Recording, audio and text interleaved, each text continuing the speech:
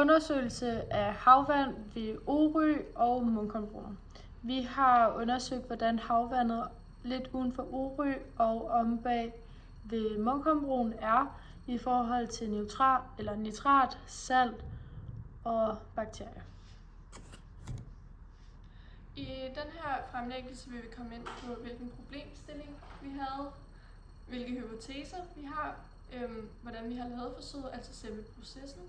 Og så har vi vores diskussion, hvor blandt andet fejlkilder, usikkerheder og vores resultater, og til sidst vores konklusion indgår.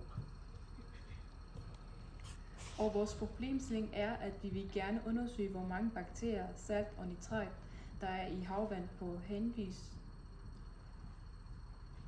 henholdsvis Orø og ved Munkholmbroen. Vi vil også gerne undersøge, om kan man rense havvand for det, så det bliver drikbart.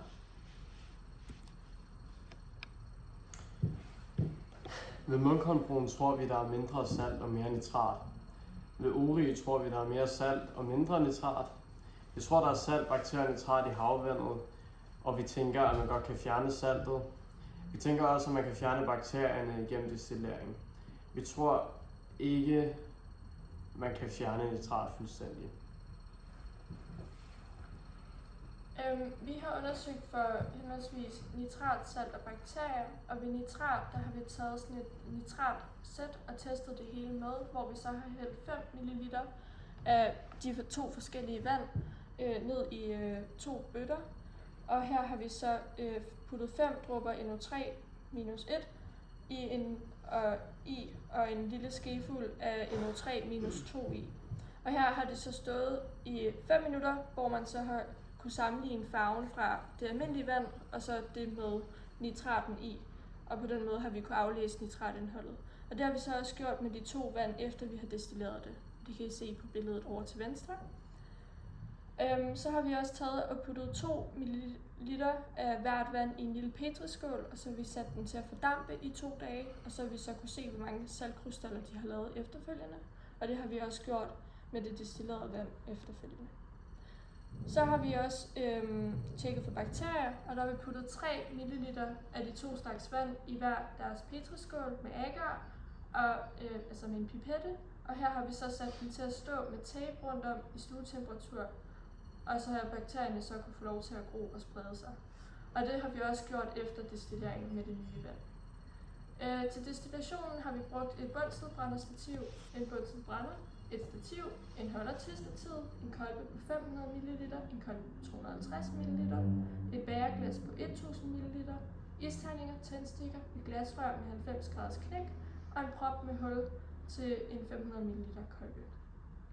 Først har vi så taget den lille kolbe og puttet i bæreglasset med noget isvand, og så har vi så taget det knækkede rør og stukket ned i det og sat det sammen med proppen, hvor vi så har hældt det beskidte vand ned i den store kolbe og sat proppen i, og så har vi så sat det på stativet over en bunsenbrænder. Og så har vi lavet det koge, så det dampen lidt ligesom er kommet op ved proppen, og så har det så kunne fortætte sig i glasrøret, efter at det er blevet afkølet ved hjælp af isterningerne.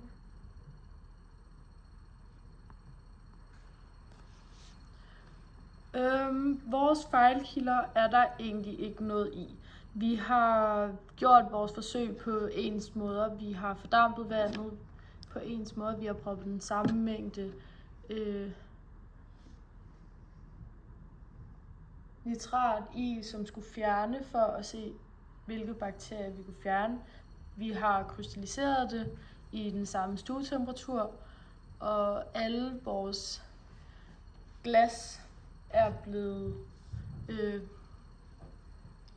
skyllet og vasket, inden vi har proppet det i, og derefter blevet tætnet med tape rundt i kanten, så der ikke kunne ryge andre infektioner eller bakterier ind igennem luften. Så på den måde har vi ikke nogen fejlkilder, da vi har været meget omhyggelige med, hvilken måde vi har gjort de forskellige ting på. Til gengæld har vi dog nogle usikkerheder, da vi aldrig ved, hvor rent udstyret har været, når vi har taget det fra skabet af, imens vi har brugt det. Og så kan vi heller ikke finde ud af, om det har været gode eller dårlige bakterier, der er i vandet. Det gør ikke noget, der er gode bakterier i vandet, men det har vi ikke kunne tjekke.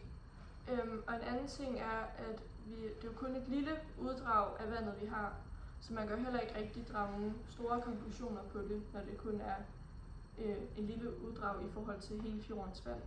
Og så er nitratindholdet også forskelligt i vandet fra årstid til årstid, så det har vi heller ikke sådan helt specifikt kunne sætte finger på.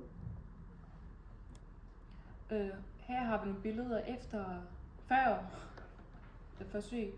Resultater viser fra nitratforsøg, at vandprøve fra Orø både med og uden kontrol indeholdt 1 mg nitrat, både før og efter kogning. Vandprøven fra Munkholm indeholdt 3 mg nitrat før kogning, både med og uden kontrol. Men efter kogning faldt nitratindhold til 1 mg for både med og uden kontrol. Efter forsøg. Resultatet viser efter forsøg, at der er mange flere bakterier i vand fra Orø, før den blev kogt, men store klummer og bakterier på overfladen. Efter kogning var der færre bakterier, men stadig lidt på overfladen, og vandet blev klaret. I vand fra Munkholmbroen var der også nogle bakterier og klummer før kogning, men efter kogning blev vandet helt rent. Saltindhold var højt i både Munkholmbroen og Orø vand før kogning, men faldt efter kogning især i Orø. Alt salt forsvandt. Kontrolprøven viste mange bakterier samlet i en stor klump. På baggrund af vores undersøgelser af havvand fra Orø og Munkholmbroen drager vi følgende konklusioner. Inden kogning var der flere bakterier i vandet fra Orø og flere kolonier, samt tydelige pletter på overfladen af akkupladerne. Vandet fra Munkholmbroen var også beskidt med mindre antal kolonier. Efter kogning blev begge vandprøver renere, men med meget færre bakterier. Der var stadig bakterier på overfladen af akkeren i Orø, men der var markant nedsat. Dette viser, at kogningen eller destilleringen var en effektiv måde at rense vandet for bakterier. Og kogning kan forbedre vandkvaliteten, så vandet er rent nok til at drikke. Eller destillering. Forskellen i nitratindhold mellem de to prøver var observeret til at være 3 mg i Munkholm-forsøget inden destilleringen. Mens Orø-vandet kun indeholdt 1 mg nitrat inden destilleringen. Efter kog har både Munkholm og Orø 1 mg nitrat, hvilket viser, at destillering er en effektiv måde at rense vand for nitrat. Dog kan vi ikke sige, om det er drikbart, da vi ikke har en eksakt måling af nitrat, og vi har målt indholdet til at være 1 mg nitrat efter destillering.